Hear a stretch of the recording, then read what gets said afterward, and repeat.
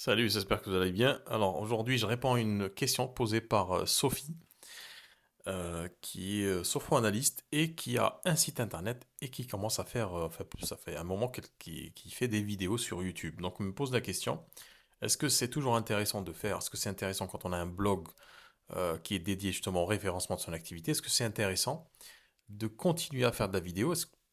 Et en fait, elle me dit qu'elle n'a pas, elle a pas de beaucoup de vues. Alors, on va reprendre des choses depuis le début. On va les mettre les choses à plat. Euh, à quoi sert de faire du référencement pour un article? Bon, c'est un peu clair, je pense, pour tout le monde, mais je vais détailler un petit peu. Un article, ça sert à capter les requêtes que les gens tapent sur Internet. C'est-à-dire, les gens, par exemple, si tu habites à Paris et que, je sais pas moi, tu as un problème de dos, ben, tu vas chercher, par exemple, chiropracteur Paris 19, 19e, par exemple, 19e ou 19e arrondissement. Donc, tu vas taper cette requête. Donc, le référencement, c'est quoi? Les techniques de référencement permettent de donner une réponse à cette requête.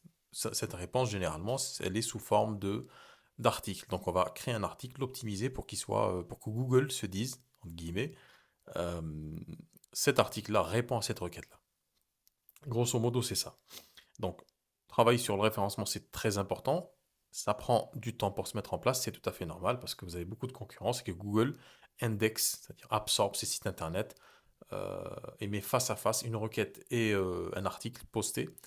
euh, Ça prend du temps. Donc, si c'est très bien fait, que c'est optimisé, qu'on poste régulièrement, c'est-à-dire, je sais pas moi, deux fois, trois fois, quatre fois par semaine, on peut en quelques mois, en 2 mois, 3 mois, arriver en tête des résultats de recherche dans la première page de résultats de recherche qu'on appelle le SERP, la première page avec les 10 premiers liens que vous avez sur Google. Euh, c'est intéressant aussi parce que quand vous êtes dans ces positions-là, c'est beaucoup plus facile de vous maintenir cette position, c'est-à-dire vous n'allez pas être délogé du jour au lendemain, sauf si vous abandonnez votre site et que vous ne créez pas de contenu. Donc ce sont des positions qui vont être solides et qui vont être intéressantes sur la durée. Donc ça veut dire quoi? Ça veut dire qu'ils continueront. Si vous avez un article qui est bien optimisé pour une requête, par exemple, sophrologue Marseille, 3e arrondissement, eh ben forcément, ben, toutes les personnes qui tapent cette requête-là, qui font ces recherches-là, ben, tomberont sur votre site internet. Et ça, c'est sur la durée. C'est-à-dire que ça continuera à vous ramener. Un article, par exemple, peut vous ramener beaucoup de clients sur la durée. Ça, c'est une chose. La deuxième chose, c'est qu'au niveau de la vidéo, c'est aussi pour le référencement, pour être bien référencé, bien être visible, mais avec il y a quand même une stratégie différente, une façon différente.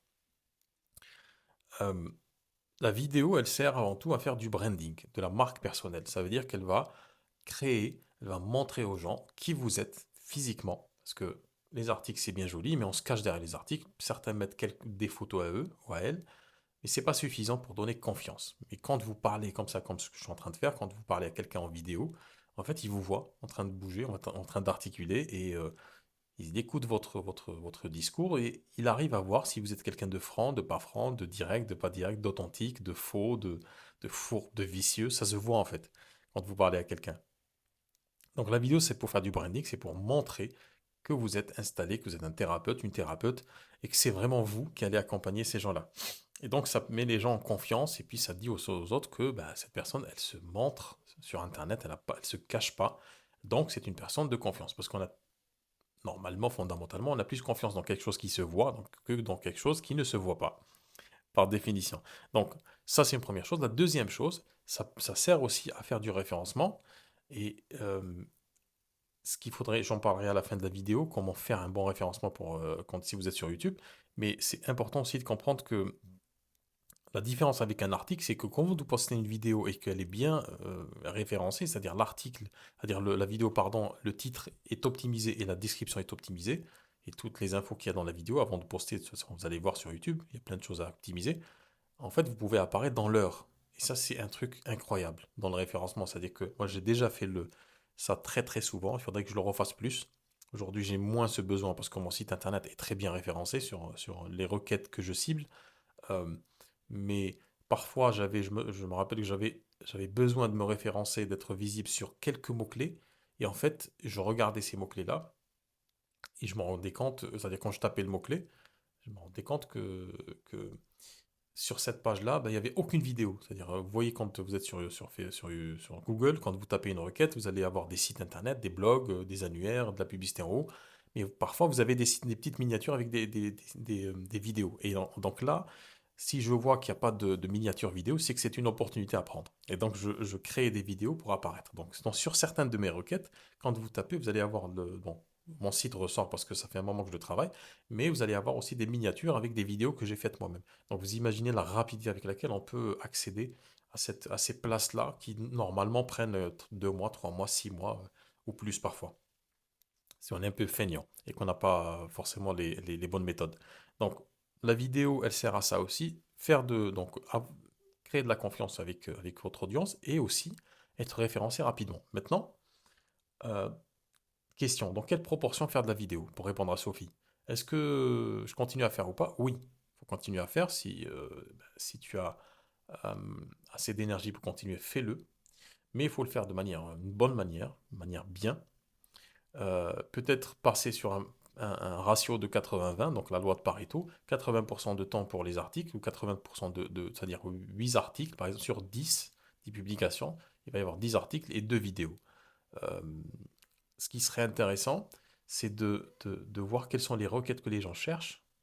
Euh, Par exemple, si je sais pas moi, si tu es aujourd'hui, on va dire, naturopathe installé à Angers, eh ben, tu regardes sur Google, il y a des outils qui te permettent de faire ça, mais tu peux le faire manuellement. Tu vas sur Google, tu tapes par exemple naturopathe, naturopathie Angers ou naturopathie et tu mets la ville ou la localité ou le code postal et puis tu vois ce que les gens cherchent et en fait tu prends les premiers résultats de recherche, tu regardes un petit peu. Donc là tu le fais à la mano en fait manuellement. Tu regardes un petit peu le résultat de recherche, tu dis ok les gens cherchent ça. Donc je vais prendre le titre de ce que les gens cherchent au début de l'article ou de la publication et je vais faire une vidéo qui portera ce nom-là. Donc si les gens cherchent ça, ben, cherchent par exemple naturopathe, mal de dos Angers, naturopathe manque de sommeil Paris 12 par exemple. Et en fait je vais prendre ce terme-là et je vais en créer une vidéo grâce à ça.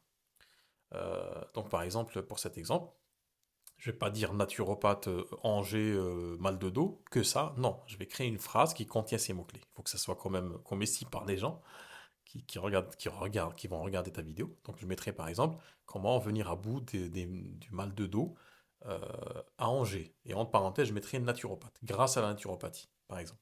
Et donc je ferai une vidéo de 2 3 minutes. Et je ne vais pas faire une vidéo extrêmement longue, je vais faire une vidéo. C'est l'occasion de me référencer. Dans cette vidéo, je vais expliquer voilà, le mal de dos, d'où il vient, ben, voici les causes. Et comment on fait pour régler ce problème? Ben, une solution 1, 2, 3. Et puis si ça ne marche pas, ben, ce que je vous conseille, c'est de faire tel ou tel exercice parce que la naturopathie ou parce que voilà, de votre hygiène de vie, etc., etc. Et à la fin de la vidéo, je dis, OK, si tu habites à Angers et que ben, ça passe toujours pas, passe-moi un coup de fil. Je te mets les liens, je te mets le lien en dessous de la vidéo, donc dans la description, et on met les coordonnées du cabinet. Donc, on peut avoir une stratégie comme ça de référencement très très rapide parce que comme je vous ai dit, la vidéo, on est référencé beaucoup plus rapidement que le texte, que les articles. Et ça peut aider aussi dans les deux sens parce que euh, YouTube appartient à Google, c'est la même société, donc forcément ça favorise ses propres services. Si vous avez un article et que vous insérez une vidéo par exemple qui parle de la même thématique qui viendrait de YouTube, bah forcément votre article va être un peu mieux référencé que s'il n'y avait pas cette vidéo-là qui viendrait de YouTube. Parce que en fait YouTube appartient à Google. Donc, c'est assez cohérent et il faut prendre cette cohérence en compte si on veut développer son cabinet, notamment en ayant un blog comme Sophie et si vous faites de la vidéo sur YouTube. Donc, oui, c'est intéressant de faire les deux. Encore faut-il aller chercher les bons mots-clés, les bonnes expressions. Faire des petites vidéos, c'est plus simple à faire. Des petites vidéos de 2 3 minutes sur un sujet très très très précis et on peut faire d'ailleurs une vidéo, 2 vidéos par jour de 2 3 minutes, pas plus. C'est-à-dire même de 1 minute, de 2 minutes. C'est-à-dire le but, c'est pas de faire un truc hyper lent. C'est de combler ce besoin. Si vous avez des requêtes dans lesquelles, par exemple, des pages où il n'y a pas de vidéo, ben, c'est l'occasion de créer vos propres vidéos de 2 3 minutes et puis vous balancez ça et puis ça va vous amener aussi du trafic vers votre site si vous mettez le lien de votre site internet ou la page contact, par exemple, dans la description YouTube.